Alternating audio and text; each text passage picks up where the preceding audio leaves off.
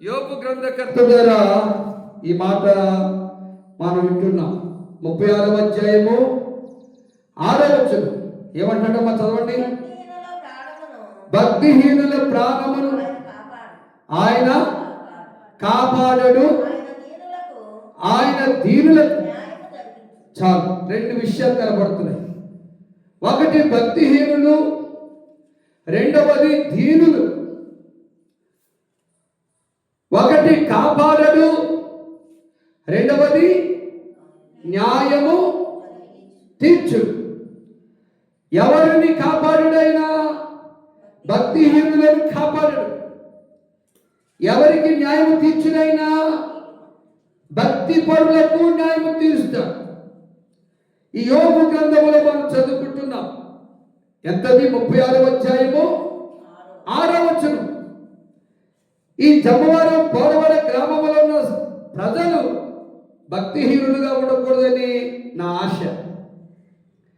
భక్తిహీనులుగా ఉంటే దేవుడు కాపాడడు.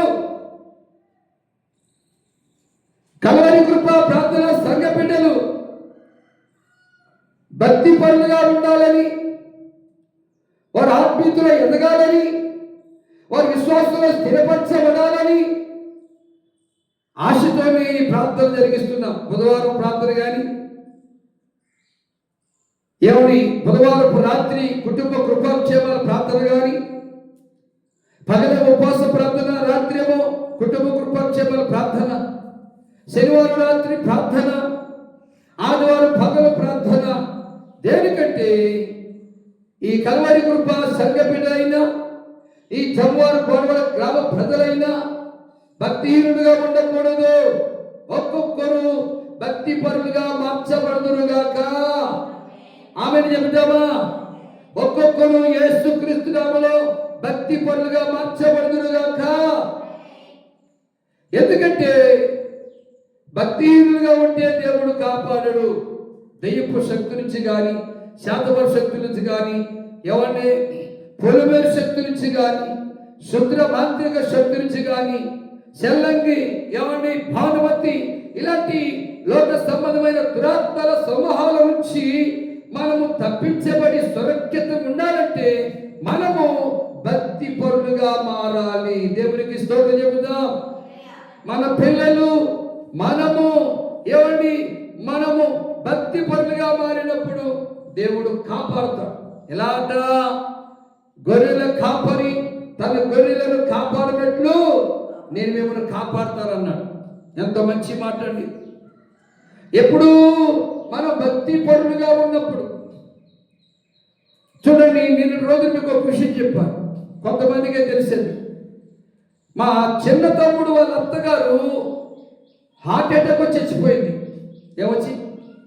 Heart attack వచ్చి చచ్చిపోయింది. గుండె జబ్బు వచ్చి చచ్చిపోయింది.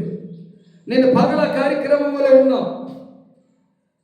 దేవుని ప్రజలరా, సరైన భక్తి లేదు, సరైన ఆత్మీయత లేదు, సరైన ప్రార్థన జీవితం లేదు, భయం లేదు, భక్తి లేదు, వినయము లేదు, విధేయత లేదు.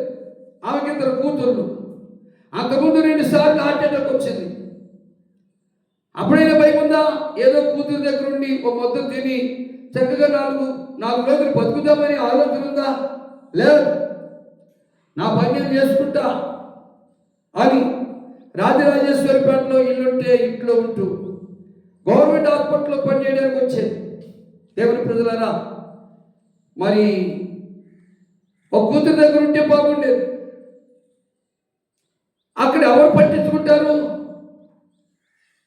దారిలోనే తీసుకెళ్తుంటే దారిలోనే ఆటోలో చచ్చిపోయింది.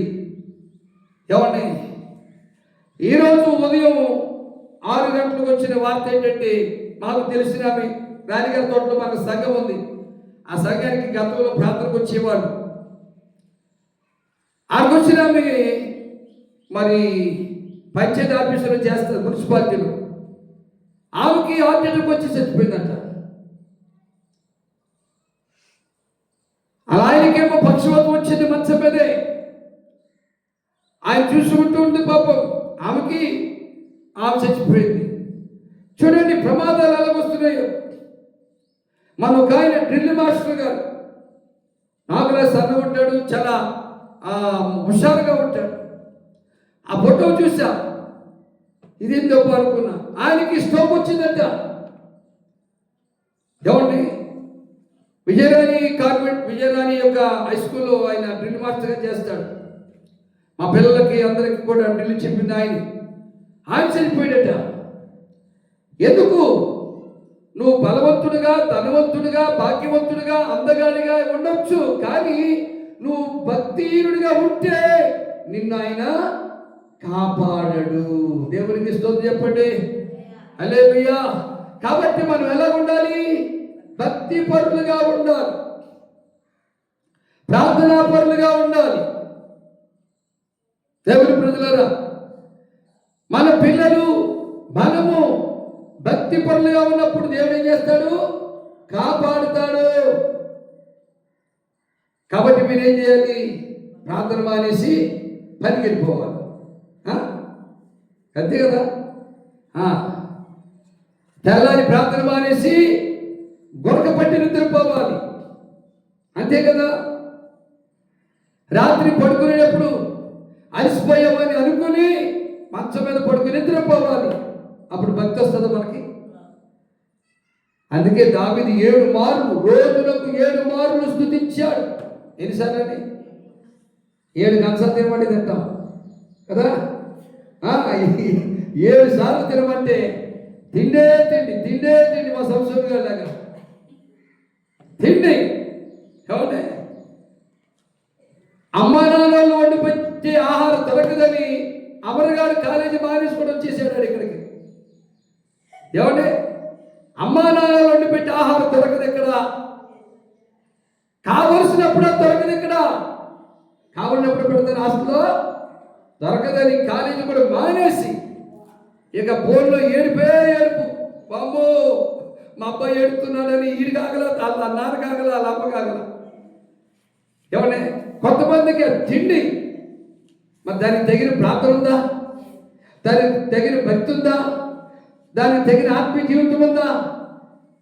దైవజనుడిగా నేను చెప్తున్నాను, దేవుడు మనం కాపాడాలంటే మనల్ని ఏముండాలి? భక్తి ఉండాలి, ప్రార్థనా జీవితం ఉండాలి, ఆత్మీయ జీవితం ఉండాలి, విశ్వాస జీవితం ఉండాలి. ఎప్పుడైతే మనం భక్తి చేస్తామో, యథార్థమైన భక్తి